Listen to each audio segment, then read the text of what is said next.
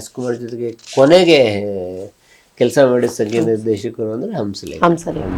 ಇವನ್ tune ಮಾಡಿದ್ರಿಂದ ಅವ್ರು ಹಂಗೆ ಒಪ್ಕೊಂತಿರ್ಲಿಲ್ಲ.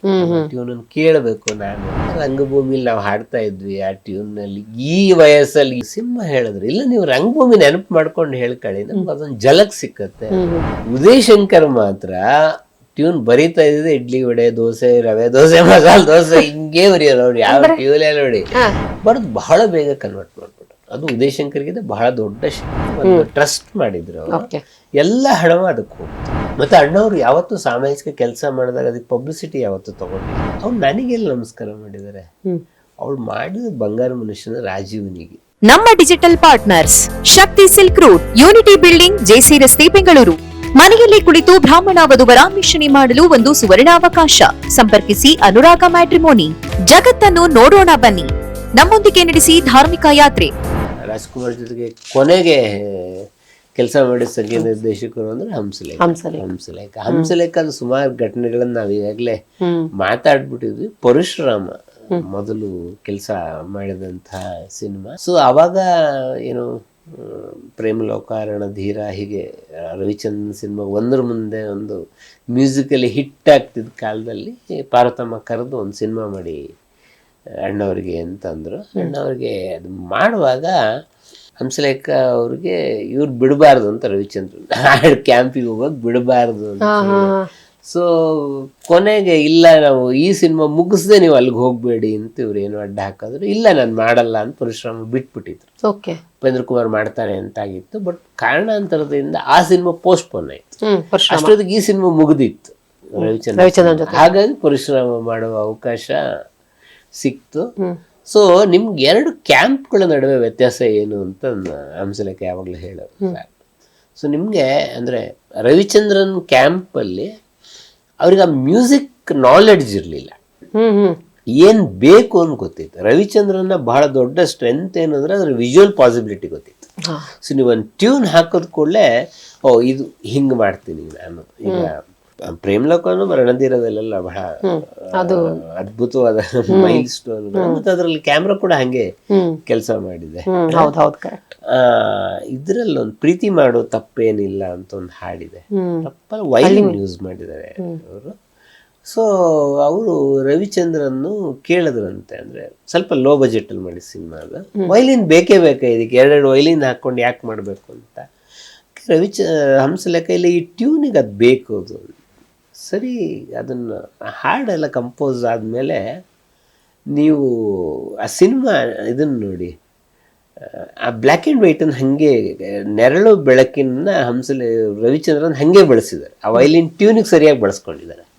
ಸೊ ಹಂಸಲೇಖ ಕರೆದು ತೋರಿಸಿದ್ರೆ ನೋಡಿ ನಾನು ಹೆಂಗೆ ಬಳಸ್ಕೊಂಡಿದ್ದೀನಿ ಅಂತ ಹೇಳಿ ಆ ಥರದ ಒಂದು ಇದಿತ್ತು ಅವ್ರಿಗೆ. ಆಮೇಲೆ ನಿಮಗೆ ಮನೆದೇವರು ಆ್ಯಕ್ಚುಲಿ ತಮಿಳಿಂದ ರೀಮೇಕ್ ಅದು ಸಿನಿಮಾ ಅದು. ಸೊ ಹೋನಾ ಸತ್ಯ ಅಂತ ಒಬ್ರು ರವಿಚಂದ್ರನ್ ಜೊತೆಗಿರೋರು ಒಂದು ನಾಟಕಕಾರ, ಆ ಮನೆದೇವರನ್ನ ಟೈಟ್ಲ್ ಕೊಟ್ಟಿದ್ದು ಹೋನಾ ಸತ್ಯ.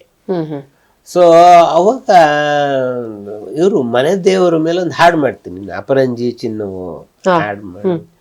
ಹಾಡು ಏನದು ಅಪರಂಜಿ ಅಂದ್ರೆ ಏನು ಅಂತ ರವಿಚಂದ್ರನ್ ಕೇಳಿದ್ರೆ ಅದರ ಇದನ್ನ ಎಕ್ಸ್ಪ್ಲೇನ್ ಮಾಡಿದ್ರೆ ಹಂಸಲೇಖ 2 ನಿಮಿಷಕ್ಕೆ ಅದರ ಇಡೀ ಸಾಂಗ್ ಕಂಪೋಸಿಷನ್ ಏನು, ಕಾಸ್ಟ್ಯೂಮ್ ಏನಿರ್ಬೇಕು, ಡ್ಯಾನ್ಸ್ ಏನಿರ್ಬೇಕು ಎಲ್ಲ ರವಿಚಂದ್ರನ್.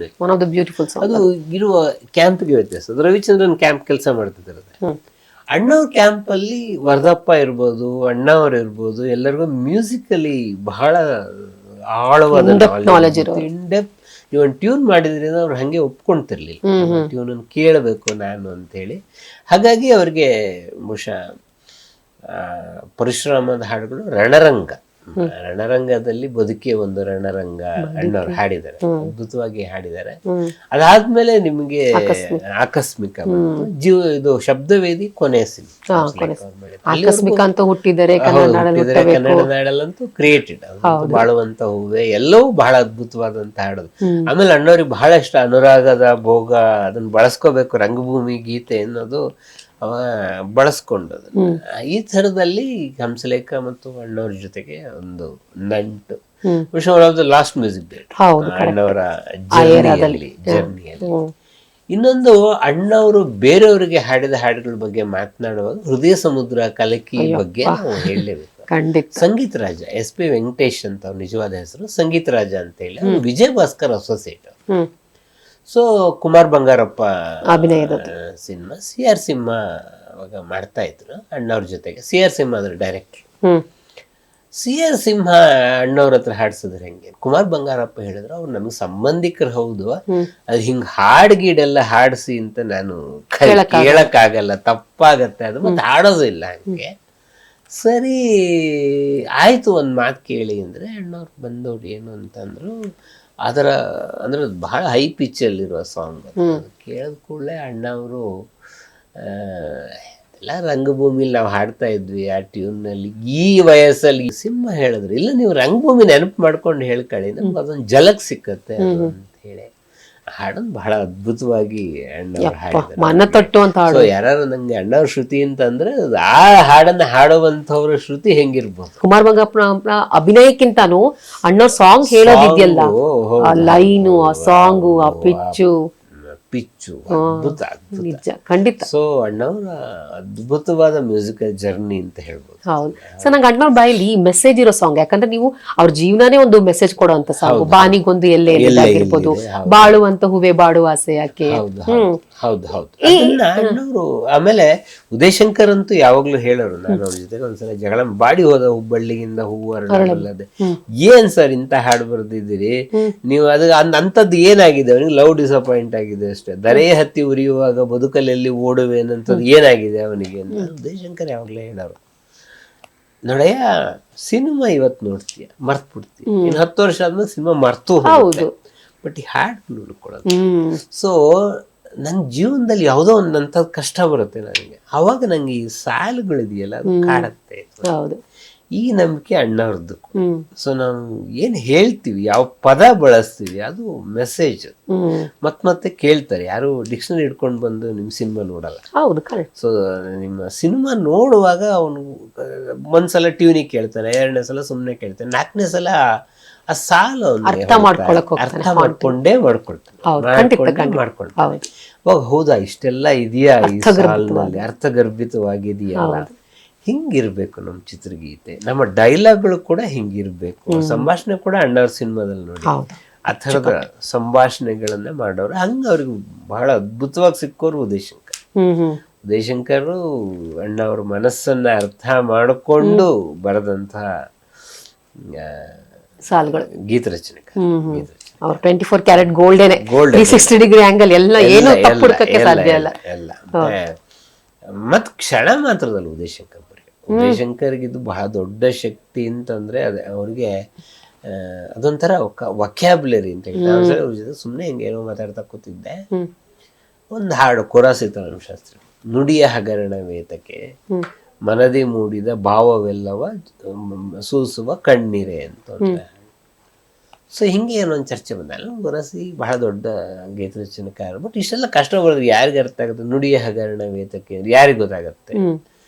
ನಾನು ಸುಮ್ಮನೆ ಕೇಳಿದೆ, ಸರ್ ಇದೇ ಹಾಡು ನಿಮಗೆ ಸಿಕ್ಕಿತ್ತು ಅಂತ ಇಟ್ಕೊಳ್ಳಿ, ಕೊರಾಸಿಲಿ ಇದ್ರ ಲಿರಿಕ್ ರೈಟರ್ ನೀವೇ, ಹಾಗೆ ಏನ್ ಬರಿತಾ ಇದ್ರಿ? 2 ಸೆಕೆಂಡ್ ಉದಯಶಂಕರ್ ಹೇಳಿದ್ರು, ಕಣ್ಣೆರಡು ಸಾಕು ಮಾತೇಕೆ ಬೇಕು. ಇದು ಉದಯಶಂಕರ್ಗಿದ್ದ ಬಹಳ ದೊಡ್ಡ ಶಕ್ತಿ. ನಾನು ಅವ್ರು ಬರೆಯುವ ಸ್ಟೈಲ್ ನೋಡಿದೀನಿ. ಅಂದ್ರೆ ಒಂದು ಫುಲ್ ಸ್ಕೇಪ್ ಪೇಪರ್ ಇಟ್ಕೊಳ್ಳೋರು, 8 ಪೀಸ್ ಮಾಡ್ಬಿಡೋರು, ಒಂದು ಟ್ಯೂನ್ ಕೊಡ್ತಿದ್ರು. ನಾರ್ಮಲಿ ನಮ್ಮಲ್ಲಿ ಕೆಲವು ತರ ಟ್ಯೂನ್ಗಳನ್ನ ಬರ್ಕೊಂತಾರೆ, ಟ್ಯೂನ್ ಬರ್ಕೊಳ್ಳೋದಕ್ಕೆ. ಉದಯಶಂಕರ್ ಮಾತ್ರ ಟ್ಯೂನ್ ಬರೀತಾ ಇದ್ದಿದೆ, ಇಡ್ಲಿ ವಡೆ, ದೋಸೆ, ರವೆ ದೋಸೆ, ಮಸಾಲೆ ದೋಸೆ, ಹಿಂಗೇ ಬರೆಯೋರು ನೋಡಿ. ಯಾವ ಟ್ಯೂನ್ ನೋಡಿ ಹಂಗೆ ಬರಿತಾ ಇದ್ದಿದ್ದು, ಅದ್ರಲ್ಲಿ ಟ್ಯೂನ್ ಇರ್ತಿತ್ತು. ಹೌದಾ, ಆ ಟ್ಯೂನ್ ಹಂಗ್ ಬರ್ಕೊಳ್ಳೋರು. ಆ ಇಡ್ಲಿ ವಡೆ ದೋಸೆನೆ ಹಾಡಕ್ ಕನ್ವರ್ಟ್ ಆಗ್ಬಿಡೋದು 2 ಸೆಕೆಂಡ್ ಅಲ್ಲಿ. 3 ಅಕ್ಷರಕ್ಕೆ ಒಂದ್ ಪದ, 2 ಅಕ್ಷರಕ್ಕೆ ಒಂದ್ ಪದ. ಅವ್ರು ಬರಿತಾ ಇದ್ರೆ ತಿಂಡಿ ಹೆಸರುಗಳೇ.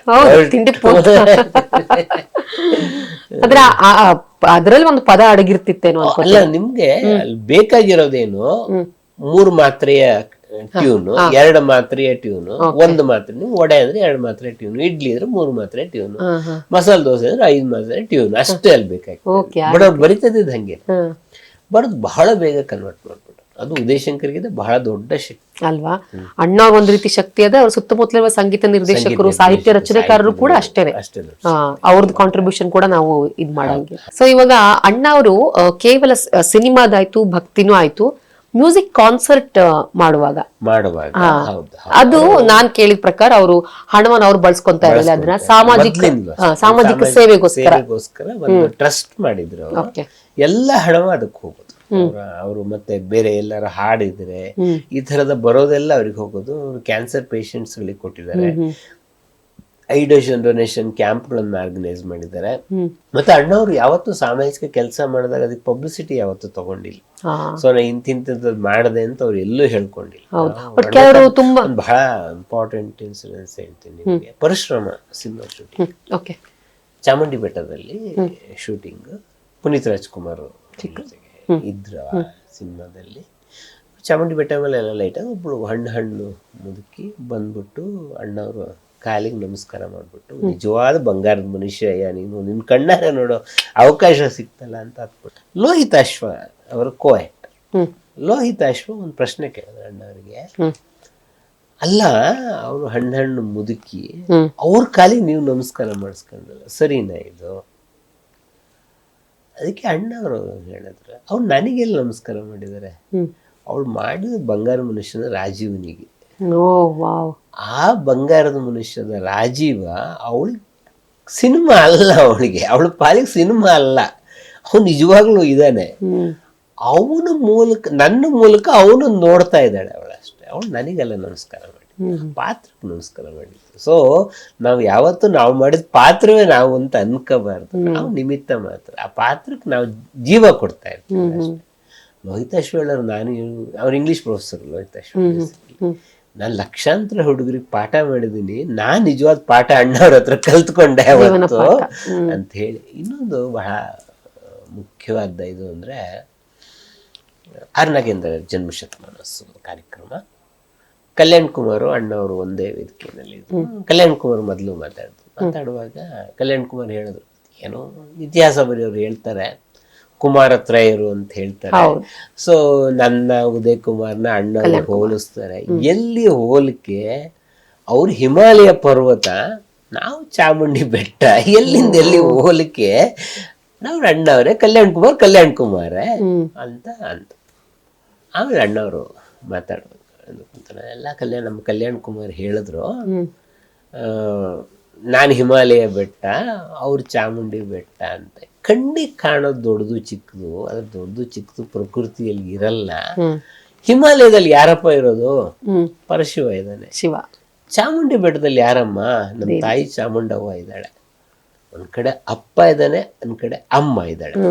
ಅಮ್ಮ ದೊಡ್ಡವರು, ಅಪ್ಪ ದೊಡ್ಡವರು ಅಂದ್ರೆ ನೀವೇನ್ ಹೇಳ್ತೀರಾ? ಅಮ್ಮನೇ ದೊಡ್ಡವರು ಅಂತ. ಕಲ್ಯಾಣ್ ಕುಮಾರೇ ದೊಡ್ಡವರು, ನಾನು ಇಲ್ಲ. ಇದು ಈ ತರದ ಇದು ಮತ್ತೆ ಯಾರು ಹೇಳ್ಕೊಟ್ಟು ಕಲ್ಯಾಣ್ ಕುಮಾರ್ ಮಾತಾಡಿ ಮುಗಿಸಿದಾರೆ, ಇವ್ರು ಮಾತಾಡಿದ್ದಾರೆ. ಸೊ ನಿಮ್ಗೆ ಈ ಫ್ಲಾಶ್ಗಳೆಲ್ಲ ಇದೆಯಲ್ಲ, ಇದು ಅಣ್ಣವ್ರಿಗೆ ಮಾತ್ರ ಹೇಳ್ಕೊಟ್ಟು ಬರುವಂತ ಆ ಕ್ಷಣಕ್ಕೆ. ಅಂದ್ರೆ ಅವ್ರಿಗೆ ಯಾವ ಸಂದರ್ಭದಲ್ಲಿ ಕೂಡ ನಾನು ಇನ್ನೊಬ್ರಿಗಿಂತ ದೊಡ್ಡವನು ಅಂತ ಹೇಳ್ಕೋಬಾರ್ದು ಅನ್ನೋ ವಿನಯ ಇತ್ತು ಅಲ್ವಾ?